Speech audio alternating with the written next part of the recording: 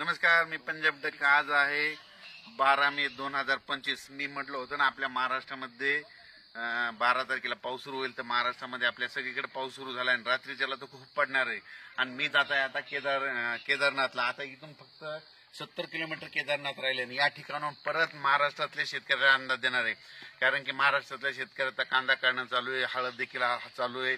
म्हणून त्यांना सांगू इच्छितो की राज्यामध्ये म्हणजे हे 4-5 दिवस नाही पाऊस पडणार, तर 25 मे पर्यंत वडे नाले एक होतील असा पाऊस पडणार आहे. म्हणून ही सर्व शेतकऱ्यांनी ही बातमी लक्षात घ्यायची.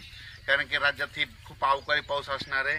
ऊसावाल्यासाठी खूप आनंदाची बातमी, ज्यांना पाणी कमी पडते त्यांच्यासाठी आनंदाची बातमी, आणि जी मुके जनावर आहेत त्यांच्यासाठी खूप आनंदाची बातमी. कारण की हा पाऊस मध्ये खूप चांगला पडणार आहे. बीड जिल्हा, सोलापूर जिल्हा, लातूर जिल्हा, परभणी जिल्हा, जालना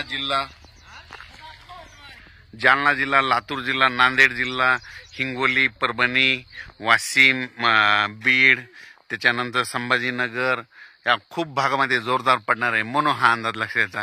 म्हणजे नाशिक जिल्ह्यात, नगर जिल्ह्यात सगळीकडेच हा पाऊस पडणार आहे.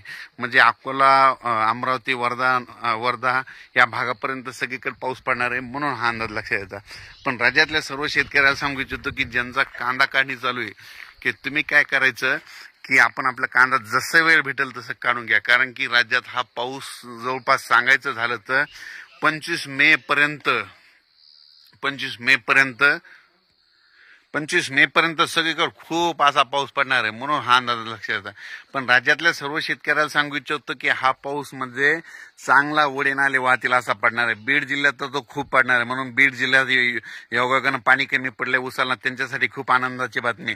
त्याच्यानंतर सोलापूर जिल्हा, लातूर जिल्हा, परभणी जिल्हा, त्याच्यानंतर धाराशिव, त्याच्यानंतर सोलापूर, सातारा, सांगली, कोल्हापूर, शिरोळ, म्हणजे नगर जिल्हा, म्हणजे सगळीकडेच हा पाऊस चांगला म्हणजे वडे नाले वाहतील असा ह्या 25 मे पर्यंत पडणार आहे.